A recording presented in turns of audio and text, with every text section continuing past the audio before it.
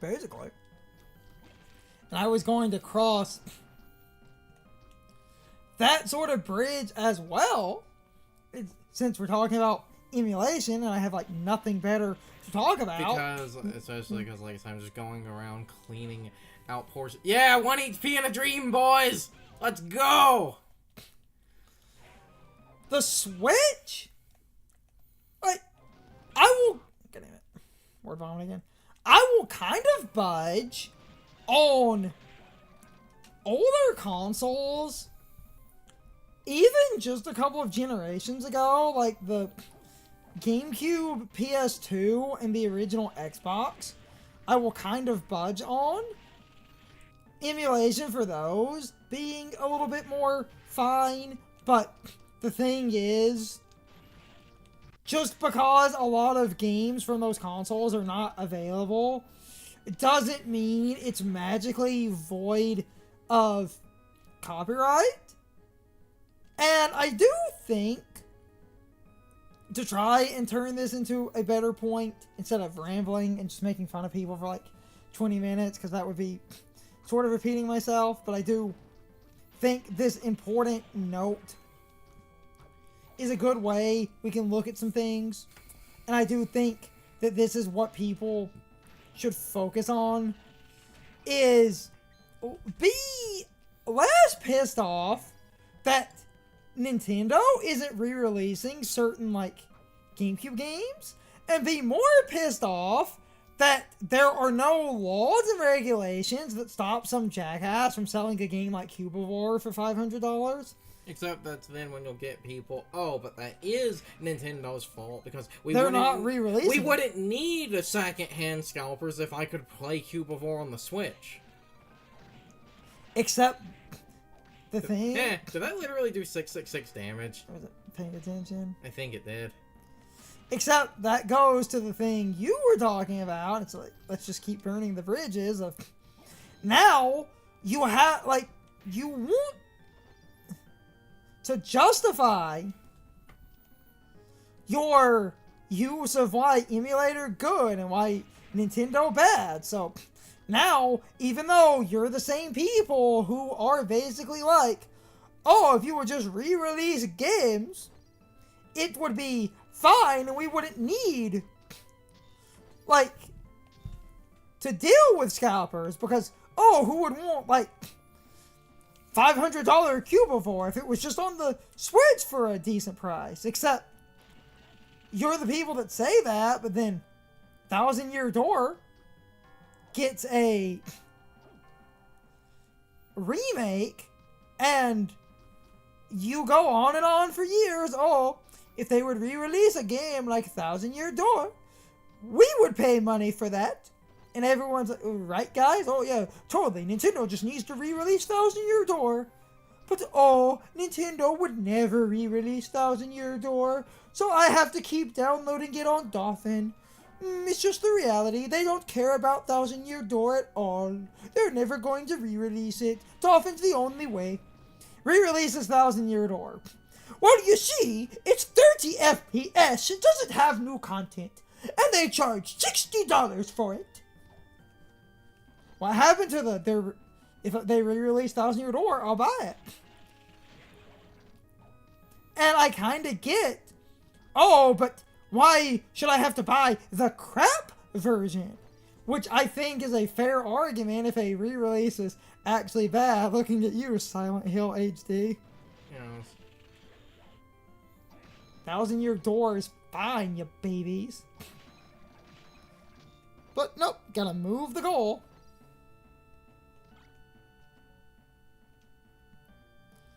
Because you want to justify piracy.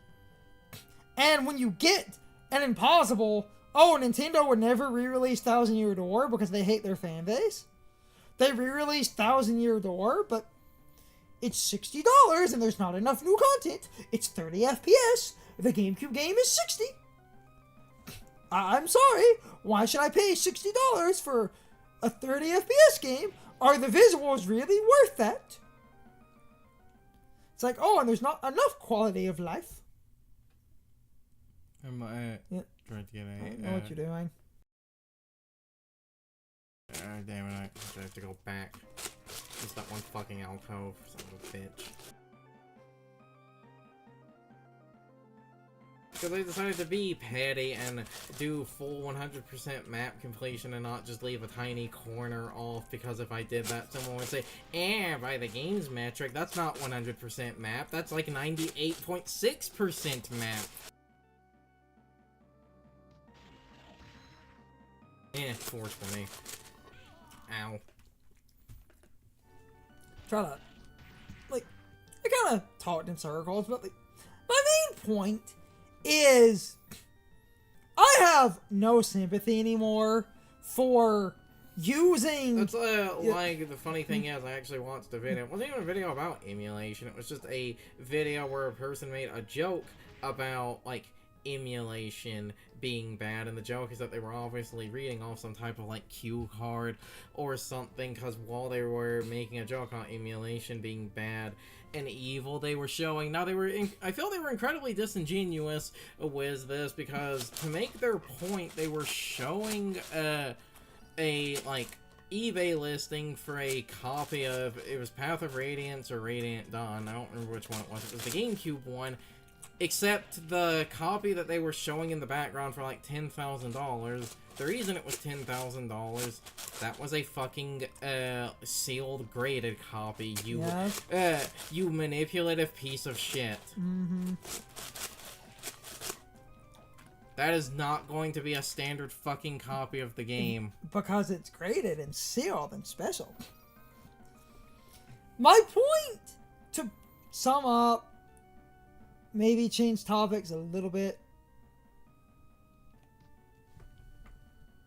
We got to go down. Like, the basic idea of preservation in a pure sense. Actually, I can use that and change to say the one other thing I haven't said as I jump around, because this encompasses a lot of points, because it's the other thing no one wants to fucking hear. Preservation and accessibility are not the same fucking thing, and I am getting so sick and tired of, it's not preserved. But the company that made the game literally has it in their archives. But I can't download it. If I can't play it, it's not preserved. It's a video game. Who cares if, like, they have it in their dusty archives? I don't get to experience it. Yes, but it's preserved. You can't say it's not preserved if someone is preserving it. You're just butthurt that you can't play it. Preservation and availability are not mutually exclusive. They're not. Damn it. They're fucking not. Stop acting like they are. Just because something isn't available to you doesn't mean it's not fucking preserved. You're literally twisting the definition of... All this for an item I can't even use. You're literally twisting the definition of preservation... Hey, if there's a warp right here... to fit your dumb, petty needs... Just with the user Jinx shit, I've been thinking about emulation again, it pisses me off. Because, and I will burn all the bridges, you can get big mad all you want. It is petty, juvenile entitlement, where you feel the right to play things that you do not own. And in order to make your argument seem justified and basically seem okay, you have to mention fringe cases of things, even if those fringe cases might not be the best examples, because you need dumb fringe cases to be semantically right. That's the best kind of right. And the fringe cases are like, oh, we need emulation. Because, and people will often do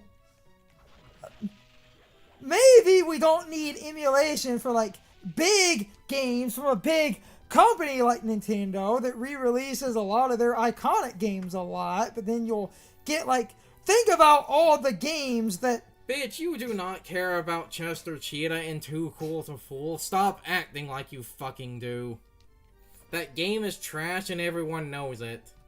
But it's a fun curiosity that's not going to get re-released. Except it's not a fun curiosity. It's just bad. It's not a fun kind of bad. It's just bad. Because it's the game that's known for they put a fucking power-up over a tight platforming section because that power-up literally takes control away from the player and forces him to do that stupid dance. There's nothing fun here. It's just a bad game. Except, and it's funny because I actually did the other day watch a video and someone literally said the thing and I have been waiting for an emulation video to say the thing. And someone actually literally... Bad games need to be preserved so we can study their badness. Yes, that. Even though there are multiple versions of this saying, you don't need to be a surgeon to recognize a broken limb.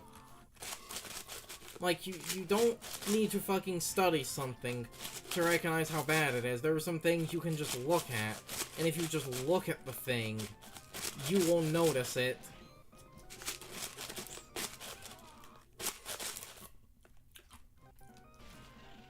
The argument is literally that, and now, I will be fair and say I'm kind of putting words in their mouth because they didn't word it this way exactly, but it's the best way to quantify the point they were making. That is basically like, but we need to preserve it so that we essentially never forget, because they kind of had that, you know, ideological idea that's sort of it, like those who forget history are doomed to repeat it. That's like, if we don't preserve this terrible Chester Cheetah game, that people will forget how to make video games unless they can look back and go, yeah, I'm not clear out all of that underground area because this has shit we need in it. It is literally this idea that, like, oh,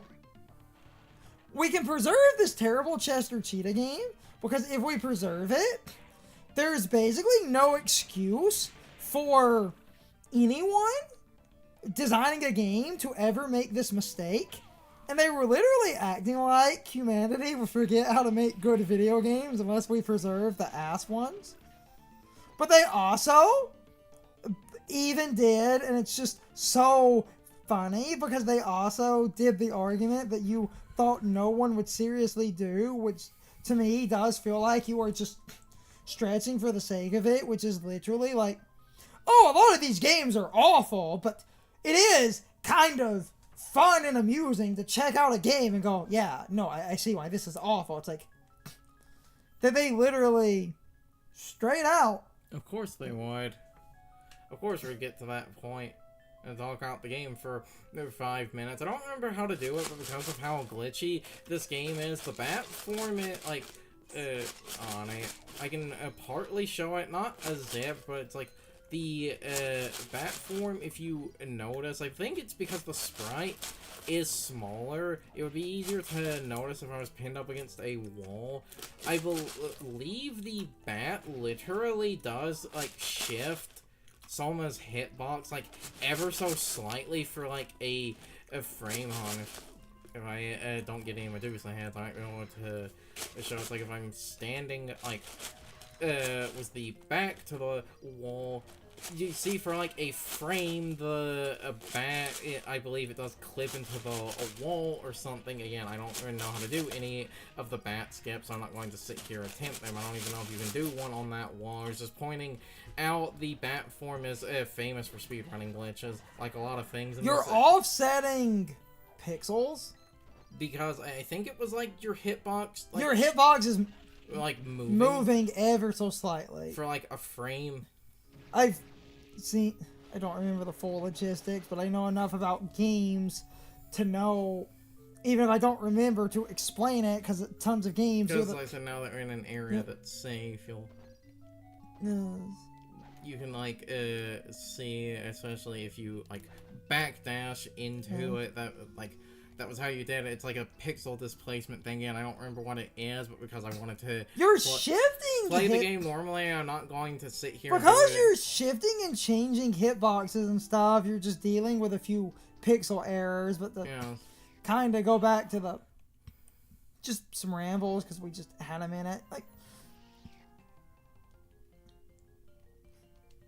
I know I was repeating some stuff, but I'm just passionate because I hate that we're now in a reality where there's enough big creators.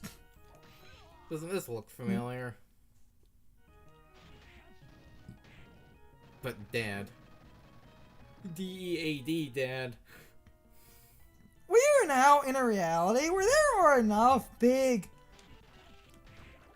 creators that pretty much think that they're, like,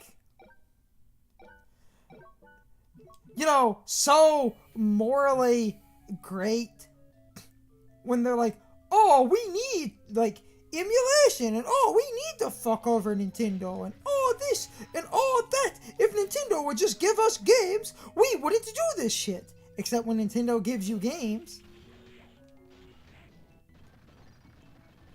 Except when Nintendo gives you games, you do constantly make excuses now.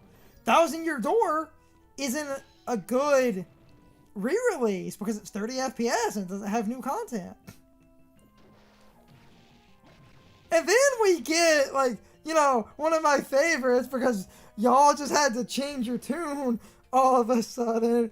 Y'all wouldn't actually shut up about how great the Metroid Prime, like, remastered is, and how it was, like, sold at a budget price, and that they did some good stuff by adding all the extra controls and tightening up the game, but then at the drop of a hat, as if people all of a sudden had to, you know, justify piracy. It's like, you know, $40 for basically a shitty GameCube game really is too much money. And you know, when you think about it, while the controls are nice, does the Metroid Prime Remastered add any new content to the game? No, and then 666 HP. And I think you don't have access to, like, the stupid Game Boy Connection costumes and certain people. Because that required fusion. No, you don't. Because if you're going to bitch about that, you have to throw Prime Trilogy under the bus. But no one's ever going to do that. Prime Trilogy has those costumes. It does? Yeah. How the fuck do you have those in Prime Trilogy then? I thought they took those out. No, they didn't. No, they didn't. You can get that shit. But it's the dumbest fucking thing ever. What? Because, and this, now you literally can't do, and you might as well just hack the fucking game.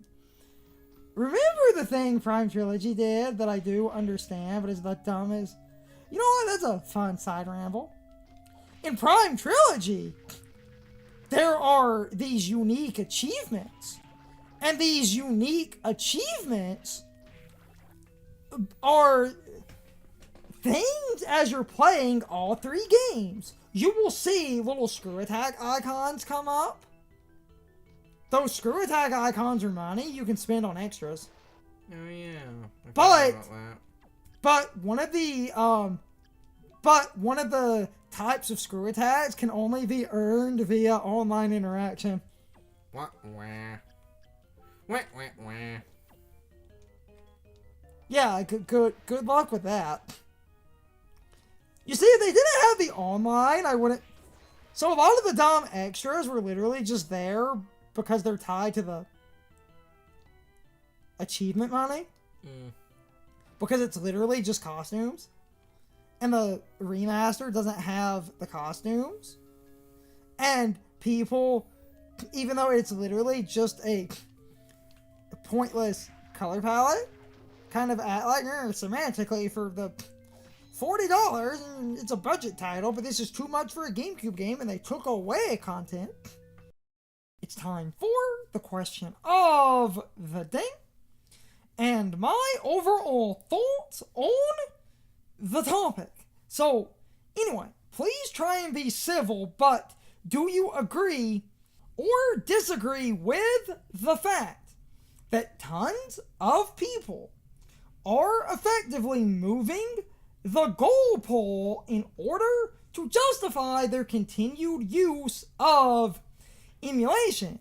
Because you're the same motherfuckers that wanted Nintendo to re-release their older games, and yet these re-releases are basically thrown under the bus and given a ton of unwarranted scrutiny and hate over the most minor details that I personally don't think matter at all, and you use these little details in order to justify why emulating these games is better, even though you all said if they would re-release their games, you would buy them, because this would give scalpers a huge middle finger because they could no longer sell these old games on eBay for hundreds of dollars, because you would have a readily available modern equivalent of these old games, and yet you need to examine these re-releases with a microscope in order to find the most frivolous and dumb reason to say, oh, these re-releases are bad. Because people will say stuff like, oh, Thousand Year Door on GameCube is a 60 FPS game, and the Switch version is only 30 FPS, and the Switch version is $60, but they didn't add enough new content to justify a $60 price. And while the game looks amazing, those graphics do not justify the price or the fact that the game is 30. So all of a sudden, people will say Thousand Year Door on the Switch is not worth buying. And people were doing that for tons of re-releases on the Switch, and then you continue to justify that using an emulator is basically a better value because you can get all these extra options that evil, greedy Nintendo is not giving you. And this drives me absolutely fucking crazy, because all you're doing is basically moving the goal pole in order to justify the fact that you think emulation is amazing, instead of buying these re-releases like you said you would, because these re-releases are being considered lazy or too much money or this or that. And you have to basically write a whole thesis on, oh, this is why these re-releases are bad and why we shouldn't give Nintendo money. Because if we give them money, they'll continue to do these lazy re-releases. Even though you motherfuckers wanted re-releases.